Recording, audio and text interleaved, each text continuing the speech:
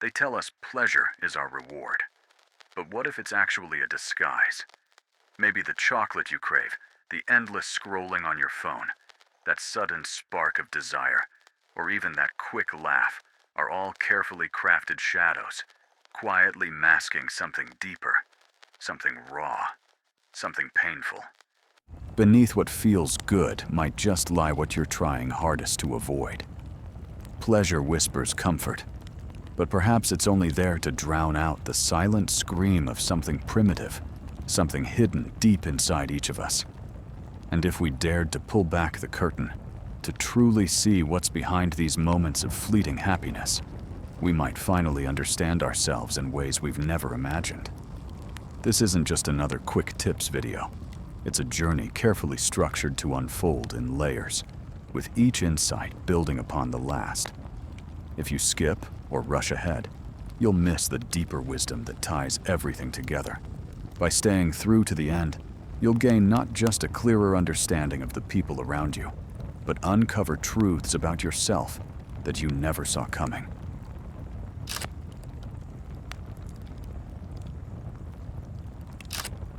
Since we were kids, we've been told to take people at their word, to listen carefully, and trust what they say. Words become our roadmap to understanding others, guiding friendships, relationships, even our sense of reality. But Nietzsche challenges this simple trust. He warns us that beneath almost every sentence is a hidden truth, something deeper and more complicated that words alone rarely capture. People, he says, don't speak openly. They speak strategically. They choose their words not to reveal, but to conceal. Not to show vulnerability, but to shield it from the harsh light of judgment or rejection. Their words aren't just expressions, they're survival tools. Think about it. How often have you seen someone laugh louder than necessary, cracking jokes to fill silence, smiling brightly even when their eyes tell a different story? That laughter isn't always joy. It can be armor, carefully forged to hide sadness or fear. Or consider that friend who's always the strongest person in the room, who never seems to falter, whose confidence and strength seem unbreakable. Beneath their toughness, there's often something fragile, a quiet pain, or an old wound they desperately guard from the outside world. Their strength isn't fake, but it's not the whole truth either. It's a shield, built layer by careful layer to protect what they feel is too raw, too real, too vulnerable to reveal. Recognizing this mask isn't about catching people in lies. It's about seeing them clearly, perhaps for the first time.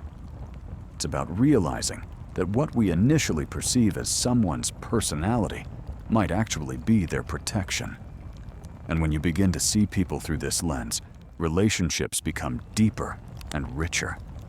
Conversations carry new meaning.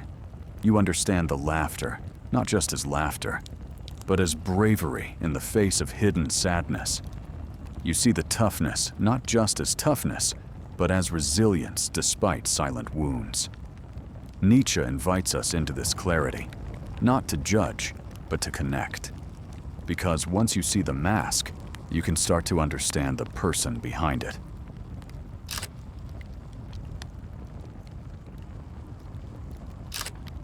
Have you ever noticed how certain things instantly set people off?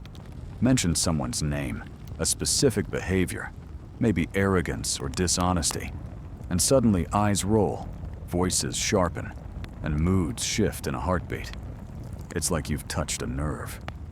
But Nietzsche understood that these strong reactions are rarely about what's happening on the outside. They're secret confessions about what's hidden deep within. Criticism isn't just a casual observation or opinion. It's often a mirror revealing the critic's hidden struggles. The person who constantly mocks others for insecurity might quietly be battling profound self-doubt, desperately trying to keep their own vulnerability out of sight. Someone endlessly pointing out dishonesty in others could be afraid to confront their own uncomfortable truths. Their irritation isn't random, it's deeply personal, an unconscious attempt to redirect the spotlight away from their inner fears and unresolved wounds. Harsh words act like shields, guarding fragile places people aren't ready to face. The louder or more frequent the criticism, the more urgently they're protecting something raw, a fear, an insecurity, a past hurt they've never fully acknowledged. Each negative remark is a breadcrumb, quietly leading back to truths they can't openly admit, even to themselves. Next time someone becomes sharply critical, pause and look closer. Behind every harsh critique lies someone quietly wrestling with their own hidden pain. Understanding this transforms irritation into compassion. It shifts how you see criticism, not as mere negativity, but as vulnerable confessions whispered beneath the armor, waiting to be heard.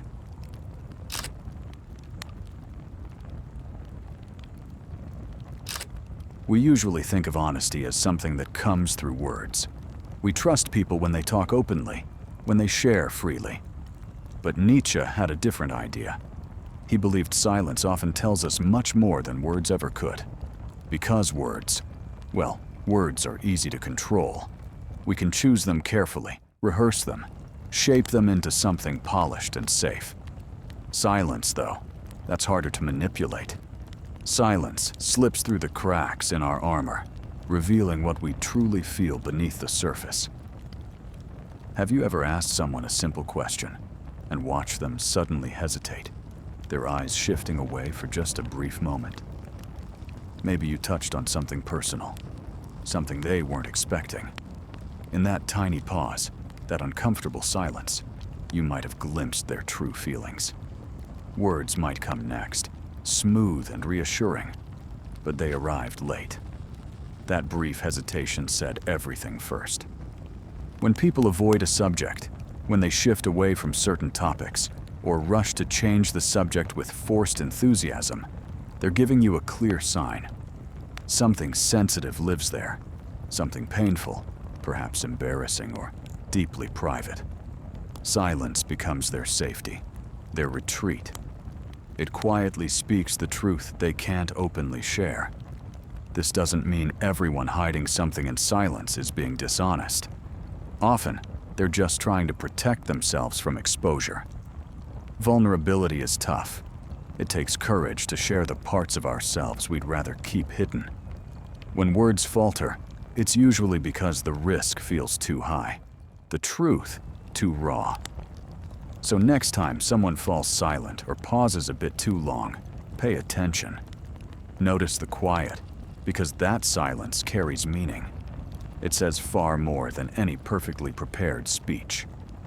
If you learn to listen, not just to words, but to what lies unspoken, you'll understand people on a whole new level. Silence isn't empty. It's full of honesty, quietly waiting to be heard.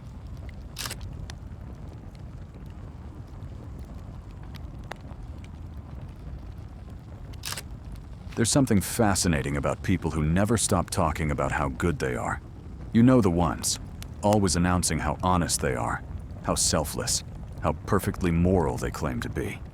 They correct everyone around them, eager to point out every small mistake or flaw.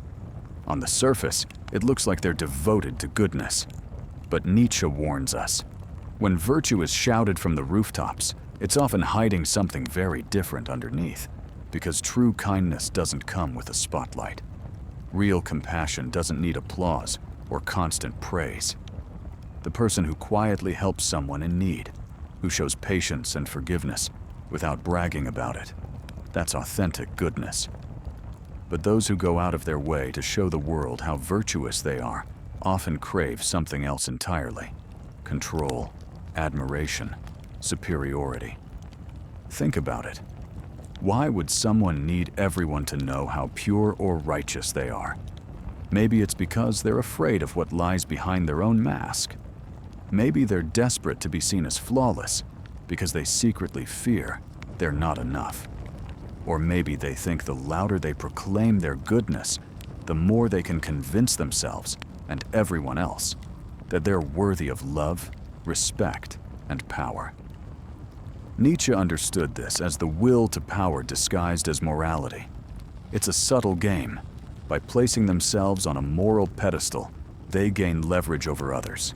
They can judge, criticize, or manipulate while hiding behind the appearance of virtue. But look closely, and you'll see the cracks. Their need to prove themselves is constant, restless. Their kindness feels performative, heavy with expectation. So next time you encounter someone who never stops declaring their moral superiority, don't just take their words at face value. Watch their actions. Notice whether their kindness comes quietly, without a need for recognition, or if it arrives with fanfare. Because real virtue doesn't announce itself. It simply exists, steady, humble, and free from the need to impress.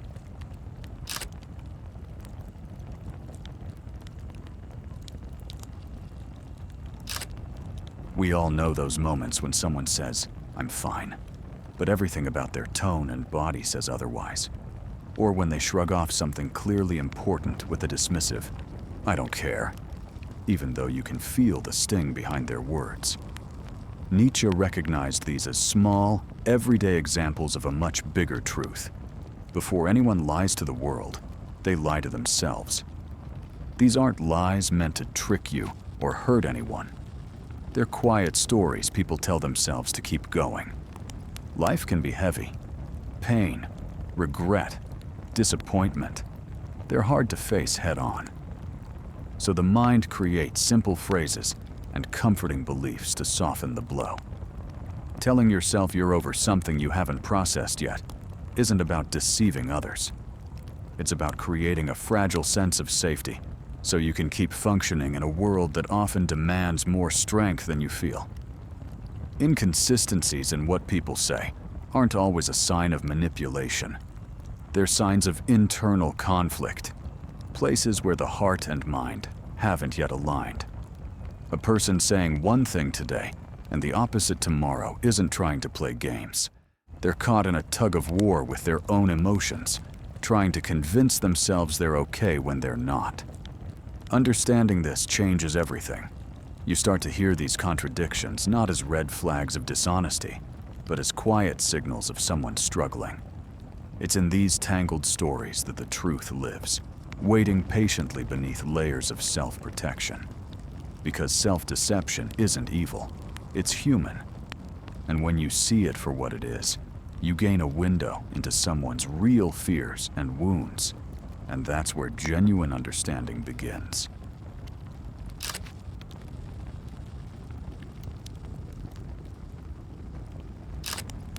We've all met people who dominate every conversation, constantly reminding everyone of their success and talent, turning even the smallest gathering into a stage. At first glance, their charisma seems unshakable, their confidence undeniable. But Nietzsche saw something deeper beneath this glittering surface. He understood that people who consistently display superiority, or who live as if constantly performing, are often hiding a quiet fear that they simply aren't enough. These individuals aren't thriving in the spotlight. They're clinging desperately to it. Each exaggerated story, carefully curated moment, or boastful claim of accomplishment is their way of shouting, "Notice me, remember me, don't look away." They fear the silence between performances because it feels unbearable, a stark reminder of emptiness or invisibility. Their need to be louder, brighter, and more captivating isn't proof of genuine self-assurance.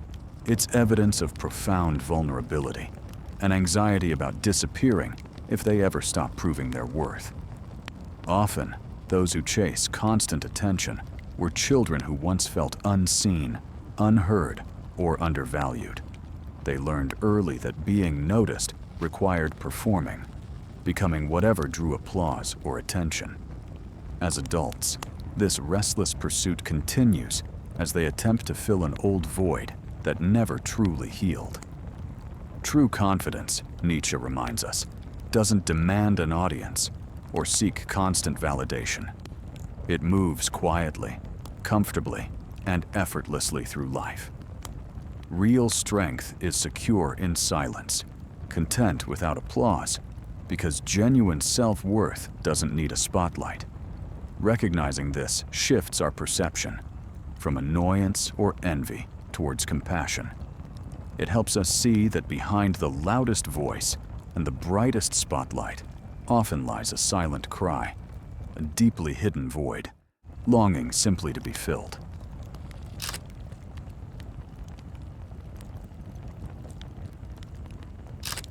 We all know someone who must have every detail precisely in place, who organizes obsessively, micromanaging every decision until life feels predictable and safe. At first glance, this looks like discipline or strength, but Nietzsche recognized it as a desperate defense against inner chaos. The tighter they grip the outside world, the more it reveals their internal storm of uncertainty and fear. This obsession with control isn't driven by genuine strength, but by hidden fears quietly shaping their every action. The friend who dominates conversations or constantly explains themselves isn't confidently social. They're terrified of silence, afraid they'll disappear or be misunderstood. Even the person who endlessly says yes, despite wishing desperately to say no, is acting from a deep fear of rejection, conflict, or loss. Beneath their choices lies an invisible thread of anxiety, silently steering every decision. But where does this fear come from? Nietzsche points us back to childhood, early roles we played, the quiet child told to stay silent, the emotional one shamed into numbness, the high achiever rewarded only for perfection, leave lasting imprints. These aren't mere memories. They're scripts we unconsciously keep replaying, patterns we repeat because they once kept us safe. The rigid planner, the compulsive overachiever, the emotionally distant friend. They're all carrying forward old strategies learned long ago as defenses against a painful past. Patterns, Nietzsche teaches, are confessions. They quietly reveal what words can't or won't express. Fears of intimacy hidden by distance, anxieties masked by busyness, vulnerability covered by humor. Understanding control as a rewritten childhood script changes everything. It transforms judgment into compassion and irritation into understanding, as we see the frightened child within the controlling adult, still searching for safety in a world that feels forever unpredictable.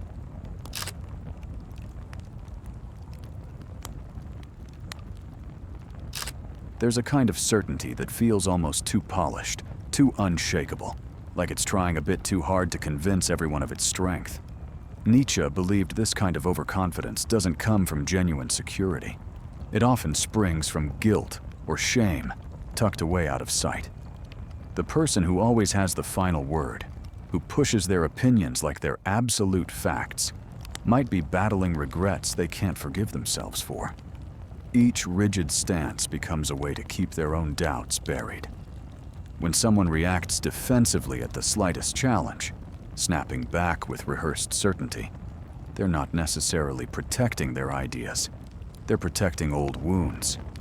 They cling to this performance of knowing it all because the thought of being wrong, of revealing a mistake or weakness, feels unbearable.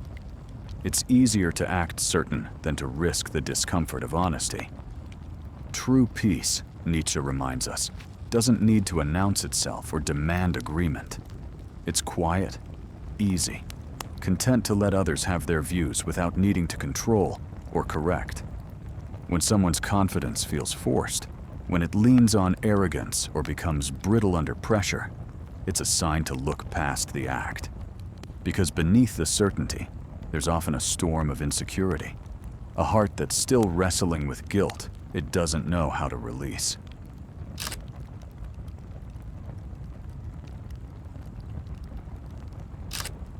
There's a certain boldness in extreme statements that grabs your attention.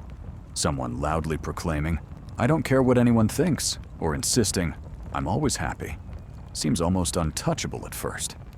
But Nietzsche saw these exaggerations not as signs of strength, but as clues to the exact opposite. hidden self-doubt that's too uncomfortable to admit.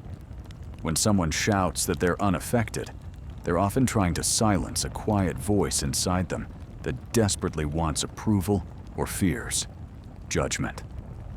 Exaggeration acts like a mask made of words, a way to protect a fragile part of the self by drowning it out in certainty. The bigger the claim, the more it demands your belief, the more likely it is to cover something uncertain. Extremes are rarely a reflection of balanced confidence. They're usually a signal of turmoil beneath the surface, a mind trying to convince itself as much as anyone else. So when someone declares absolutes, listen closely, not to the words themselves, but to the insecurity they might be hiding. The louder the insistence, the more it hints at what they're fighting to keep buried. Because in exaggeration, the truth doesn't disappear. It slips through the cracks, revealing what the person wishes they could deny.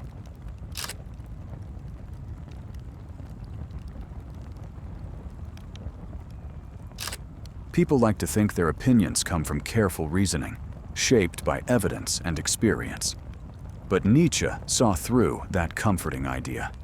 He recognized that beneath every strong belief is often a wound, a moment that hurt too much to forget.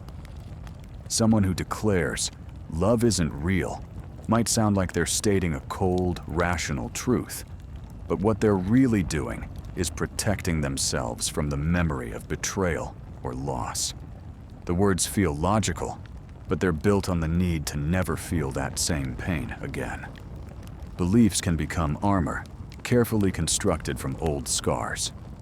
We tell ourselves stories that make our pain feel reasonable, that give us a sense of control over what once made us feel powerless.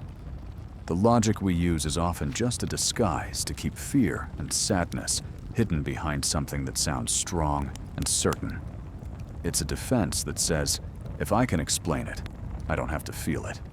If you want to really know someone, don't stop at what they say they believe. Listen for the echoes of what hurt them, the moments that reshaped how they see the world. Notice the way their certainty hardens when old fears are touched.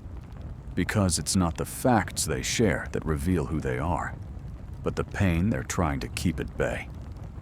And in that quiet, guarded place, the real story begins.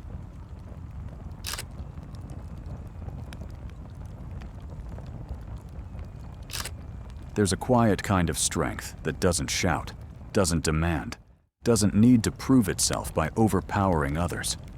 Nietzsche saw this clearly, understanding that true power isn't displayed in how forcefully someone can dominate a room, but in how gently they handle what's fragile. When someone stumbles or exposes a vulnerable part of themselves, how others respond speaks volumes about their own inner world. A person who rolls their eyes at weakness or mocks someone's honest fears isn't showing toughness. They're revealing their own terror of appearing vulnerable. Real strength isn't afraid of tenderness. It doesn't shrink away from another's pain or use it as an opportunity to assert superiority. Instead, it sits with discomfort. It forgives what could easily be punished. It offers understanding when judgment would be easier. That's because true strength knows it doesn't lose anything by being kind. It doesn't feel threatened by someone else's mistakes or shortcomings. It doesn't see compassion as a risk. When someone can witness another's struggle without turning it into a spectacle or a reason to criticize, they show a confidence that doesn't depend on putting others down. They show a peace that doesn't need to defend itself by attacking. In those moments, when compassion comes naturally and cruelty feels unnecessary, you see the deepest, most unshakable kind of power there is.